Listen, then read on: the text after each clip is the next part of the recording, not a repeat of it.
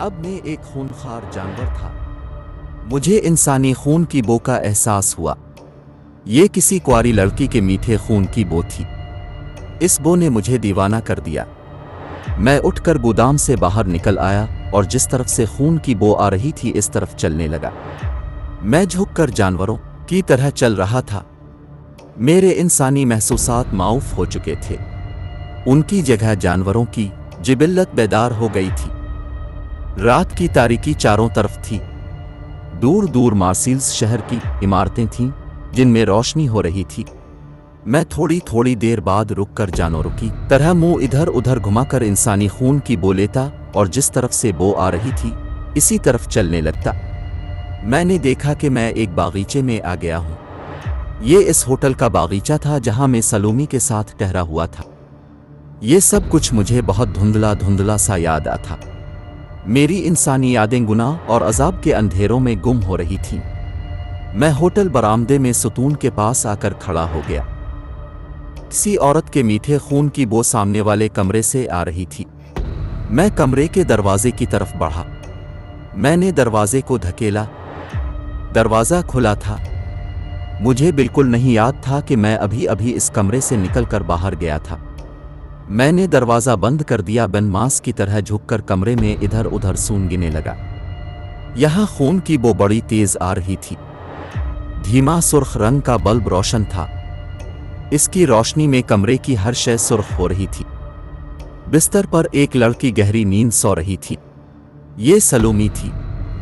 एक लम्हे के लिए डूबती हुई इंसानी हंस ने बताया कि ये सलोमी है जो शराब के नशे में बेसूद पड़ी है। इसके बाद मैं बिल्कुल भूल गया कि ये लड़की मेरी दोस्त है। मैंने झुककर उसकी गर्दन को देखा जो सीने से भी नीचे तक बेलिबास थी। गर्दन की एक रग धड़कती दिखाई दी। मैंने अपने नोकीले दांत इस रग में चबू दिए। मुझे मीठे खून का जायका महसूस हुआ। जाने कितनी देर तक मैं आहिस्ता आहिस्ता खून पीता रहा। जब मेरी तबीयत सैर हो गई तो मैंने सर नीचे कर लिया। जैसे ही मैंने सर पीछे किया मैंने देखा कि सामने वाली दीवार में शिगाफ नमूदार हो गया है और इस शिगाफ में से धुआं निकला। फिर पाताली चुड़ैल नमूदार हो गई। इसके बालों भरे जिस्म और सर में से धुआं उल्ला रहा था। एक हाथ में सांप था और दूसरे हाथ के साथ चिमगादड़ चिमटा हुआ था। मेरे पांव जैसे मन भारी हो गए थे। अजीब बात है, तब मुझे पाताली से खौफ महसूस नहीं हो रहा था। पाताली ने एक चीख मारी और फिजा में 10 फुट ऊपर उठकर उसने कमरे का एक चक्कर गाया। मेरे सर के ऊपर आकर इसने सांप और चमगाड़ छोड़ दिए। मैं कालीन के फर्श पर कटे हुए दरख्त की तरह गिर पड़ा। मेरी गर्दन की एक तरफ सांप और दूसरी तरफ चिमगादड़ ने अपने नोकीले दांत गाड़ दिए और सलोमी का जो मीठा खून मैंने पिया था वो इसे पीने थे। पाताली चुड़ैल कमरे की छत से थोड़ा नीचे तैर रही थी। फिर वो एकदम सलोमी पर झपटी और उसकी गर्दन में अपने नोकीले दांत गाड़ दिए। ये खूनी खेल न जाने कितनी देर तक जारी रहा। जब पाताली चुड़ैल ने सलोमी की गर्दन पर से मुंह उठाया तो उसके होंठ बल्ब की सुर्ख रोशनी में और सुर्ख और खून के रंग के हो गए थे। चिमगादड़ और सांप भी मेरी गर्दन से अलग हो गए। पाताली चुड़ैल ने दोनों बाजू ऊपर उठाए। पाताली चुड़ैल फिजा में तहरती हुई मेरे चेहरे के करीब झुक गई। इसके होंठों से खून के कतरे टपक रहे थे। पहले मुझे इससे दहशत हुआ करती थी, खौफ महसूस होता था, मगर अब ये दहशत और खौफ मुझसे अलग हो चुके थे। शायद मैं खुद भी शैतानी ताकतों का एक हिस्सा बन चुका था। अब शायद मुझ में और किसी शैतानी चुड़ैल में कोई फर्क नहीं रहा था। पाताली चुड़ैल ने मेरी तरफ घूरते हुए एक डरावना कहकहा लगाया। इस हंसी से मैं जरूर डर गया। मैंने आंखें बंद कर लीं। पाताली चुड़ैल आहिस्ता आहिस्ता ऊपर उठने लगी। इसके जिस्म से निकलकर जितना धुआं कमरे में जमा हो गया था वो उसके जिस्म में बड़ी तेजी से वापस जा रहा था। पाताली ने अपनी अंगारे जैसी सुर्ख आंखों से मुझ पर एक अलविदाई नजर डाली और गायब होते ही दीवार का शकूफ भी गायब हो गया। मुझे महसूस हो रहा था कि मैं कालीन के फर्श पर सीधा पड़ा हुआ हूं। मेरा जिस्म भारी हो गया था। फिर मेरा जिस्म हल्का होना शुरू हो गया। मैं जल्दी से उठा। बिस्तर पर सलोमी की गर्दन पर जो छोटे सुराख नमूदार हुए थे उन पर खून जिम गया था। मुझे कुछ याद आने लगा कि ये लड़की मेरी जानी पहचानी है। मेरी इंसानी हिस्स वापस आने लगी थी। सलोमी ने मुंह से हल्की सी आवाज निकालकर पहलू बदला तो मैं जल्दी से कमरे से बाहर निकल गया। मुझे इतना एहसास हो गया था कि इस हालत में मुझे सलोमी से दूर हो जाना चाहिए। बरआमदा रात की खामोशी में खाली पड़ा था। मैं दौड़कर बागीचे में आ गया। मुझ पर ऐसी हालत तारी होना शुरू हो गई थी जैसे मेरे अंदर जो क़यामत खेज सैलाब आया था वो आहिस्ता उतर रहा है।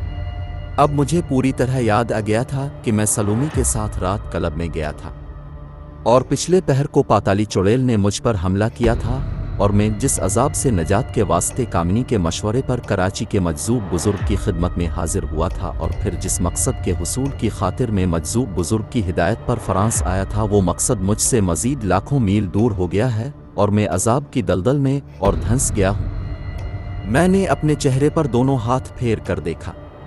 मेरा चेहरा अभी तक इसी तरह वहशी दरिंदे के बालों से भरा हुआ था। मेरे नथने जानवरों जैसे ही थे। मेरे हाथों पर भी बाल थे और मेरे नाखून छुरियों की तरह बाहर निकले हुए थे।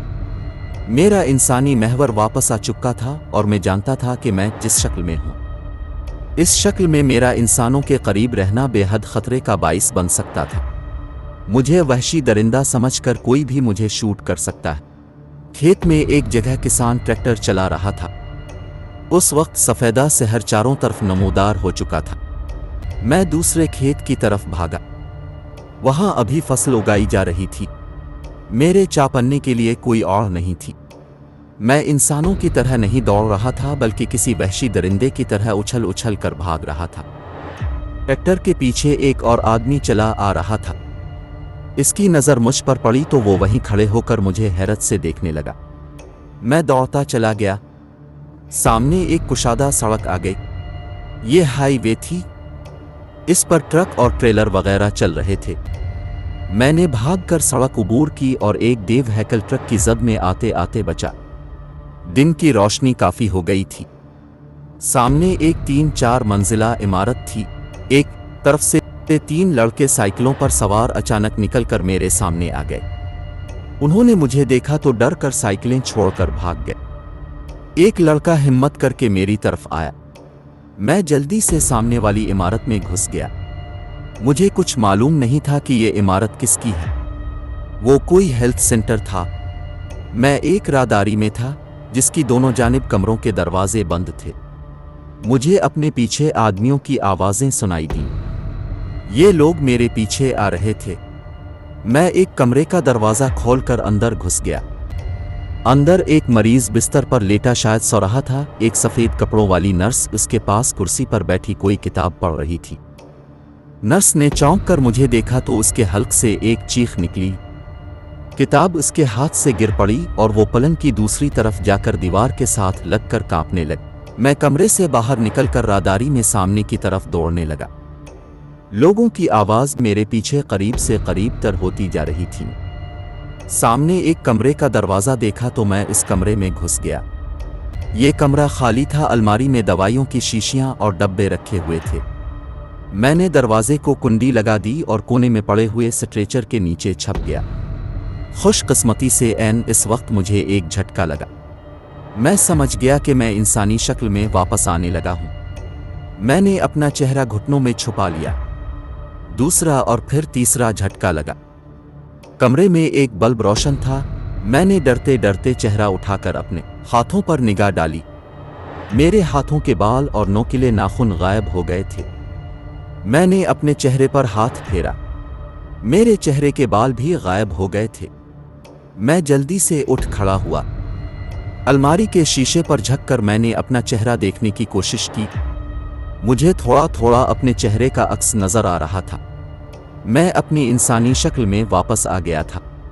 मैंने जल्दी से दरवाजे की कुंडी उतार दी। बाहर 3-4 नर्सें और सफ़ेद कपड़ों वाले डॉक्टर और वही लड़के जो साइकिलों पर आ रहे थे और मुझे देखकर डर कर भाग गए थे, राहदारी में दरवाजे के बाहर जमा थे। जैसे ही मैं दरवाज़ा खोलकर बाहर निकला, सब डर कर पीछे हट गए। जब उन्होंने कमरे में से एक आम शक्ल सूरत वाले इंसान को बाहर आते देखा तो मेरे करीब आ गए। 2-3 आदमी कमरे में घुस गए। वो ये देख रहे थे कि अभी अभी जो एक दरिंदा नुमा आदमी कमरे में घुसा था वो कहाँ छुपा हुआ है। ये लोग फ्रांसीसी ज़बान में मुझसे कुछ दरियाफ्त करने लगे। मैं इनकी ज़बान नहीं समझ रहा था, मगर इतना मालूम था कि वो कमरे में घुसने वाले दरिंदे के बारे में पूछ रहे। मैंने नफ़ी में सर को हिलाते हुए अंग्रेज़ी में कहा, नो नो कहता हुआ मैं इमारत के बड़े दरवाजे की तरफ चलने लगा। किसी को मेरे पीछे आने की ज़रूरत महसूस न हुई, क्योंकि जिस इंसान नुमा जानवर नुमा इंसान की उन्हें तलाश थी वो मुझसे जुदा हो चुका था। मैं वहाँ से सीधा होटल में आ गया। कमरे का दरवाज़ा खुला था। मैंने अंदर आकर देखा, सलोमी अपने बिस्तर पर नहीं थी। बाथरूम में से पानी के गिरने की आवाज़ सुनाई दी। मैंने जल्दी से डाइनिंग टेबल के सामने आकर आईने में देखा। मैं बिल्कुल ठीक था। मैं अपनी असली शक्ल सूरत में वापस आ चुका था। इसके साथ साथ मेरी अक्ल भी वापस आ गई थी, लेकिन अब इस अक्ल की हालत किसी शिकस्त खुर्दा सिपाही की तरह थी।